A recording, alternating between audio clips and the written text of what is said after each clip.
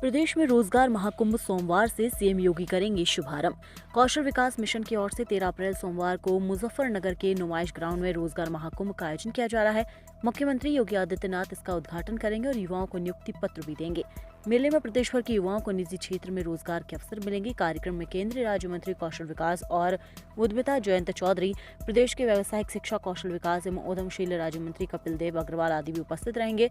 मंत्री कपिल देव अग्रवाल ने बताया कि रोजगार मेले में देश प्रदेश की 200 से अधिक कंपनियां हिस्सा लेंगी। यूपी मानसून सत्र 29 जुलाई से विपक्ष का हमला तेज, सहयोगी दलों के तेवर से भाजपा असहज। उत्तर प्रदेश विधानसभा का मानसून सत्र 29 जुलाई से शुरू होने जा रहा है। लोकसभा चुनाव के बाद होने वाला ये पहला सत्र कई मायनों में अहम माना जा रहा है, जहां एक और विपक्ष सरकार को घेरने की पूरी तैयारी में है। वहीं भाजपा के सहयोगी दलों के तेवर भी सियासी हलकों में चर्चा का विषय बने हुए हैं।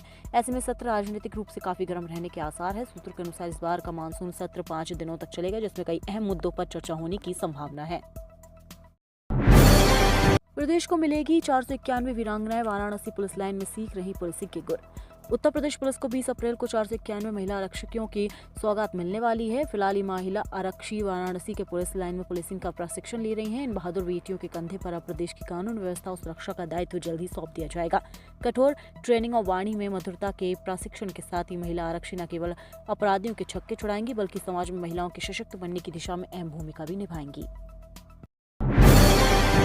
लखनऊ कानपुर वंदे मेट्रो में 45 मिनट में सफर, 160 किलोमीटर रफ्तार से मिलेगी सुविधा।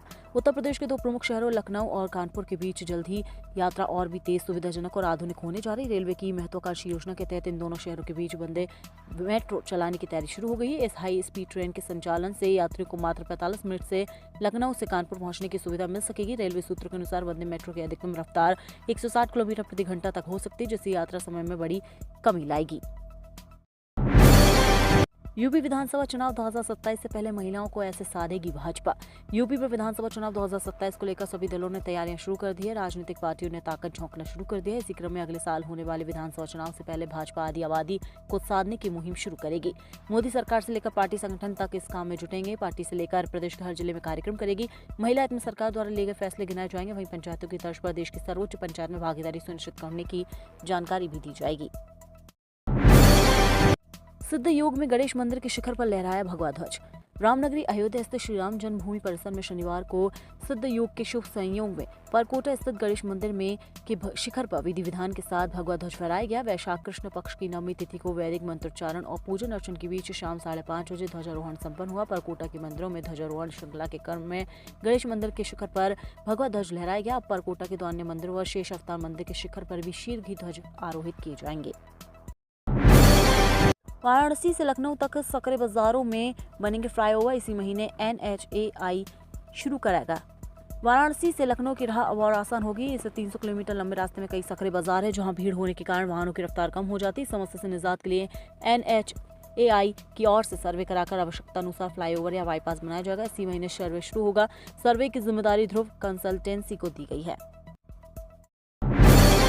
मथुरा नाव हादसे में पीएम मोदी ने किया मुआवजे का ऐलान, मृतकों के परिजनों को 2-2 लाख। उत्तर प्रदेश के मथुरा के वृंदावन में यमुना नदी में हुए हादसे का प्रधानमंत्री नरेंद्र मोदी ने संज्ञान लेते हुए शोक प्रकट किया था और अधिकारियों को राहत और बचाव कार्य में तेजी लाने के निर्देश दिए थे। प्रधानमंत्री ने घायलों को शीघ्र स्वस्थ होने की कामना और स्थानीय प्रशासन प्रभावित लोगों की सहायता करने के निर्देश दिए थे। अब पीएम ने मुआवजे का ऐलान किया है। पीएम ने मृतकों के परिजनों को 2-2 लाख और घायलों को 50-50 हजार रुपए की आर्थिक मदद देने की घोषणा की है। प्रदेश में थमा बारिश का दौर, अब पड़ेगी भीषण गर्मी। हीट वेव की चपेट में आ सकता है राज्य। उत्तर प्रदेश में पिछले कुछ दिनों से मौसम लगातार करवट ले रहा है। वहीं अब अगले 15 दिन तक मौसम शुष्क रहेगा। वहीं इसके 15 दिन बाद फिर एक विक्षोभ सक्रिय होने की संभावना है, जिससे फिर से बारिश जैसे हालात बन सकते हैं। मौसम विभाग के मुताबिक लखनऊ और आसपास के इलाकों में अगले कुछ दिनों तक बारिश होने के आसार नहीं है, बल्कि तेज धूप से उमस भरी गर्मी का सामना करना पड़ सकता है। विभाग की माने तो प्रदेश में इन 15 दिनों में लू जैसी स्थिति और तेज धूप का असर देखने को मिलेगा। मौसम विभाग के मुताबिक अगले कुछ दिनों तक यूपी के शहरों में 20 से 30 किलोमीटर प्रति घंटे की रफ्तार में गर्म हवाएं चल सकती हैं। अमेठी में अम्बेडकर प्रतिमा लगाने को लेकर बवाल, ग्रामीणों ने किया पुलिस पर पथराव। रामगंज के नरहरपुर गांव में शनिवार को ग्राम समाज की सुरक्षित भूमि पर डॉक्टर भीमराव अम्बेडकर की प्रतिमा स्थापित करने को लेकर बड़ा विवाद खड़ा हो गया। प्रशासन की ओर से अतिक्रमण हटाने की कार्रवाई के दौरान ग्रामीणों ने विरोध करते पथराव कर दिया, जिससे स्थिति अचानक तनावपूर्ण हो गई। इस दौरान 3 पुलिसकर्मी घायल हो गए, जबकि कई ग्रामीणों को भी चोटें आई हैं। हालात को नियंत्रित करने के लिए पुलिस को हल्का बल प्रयोग करना पड़ा।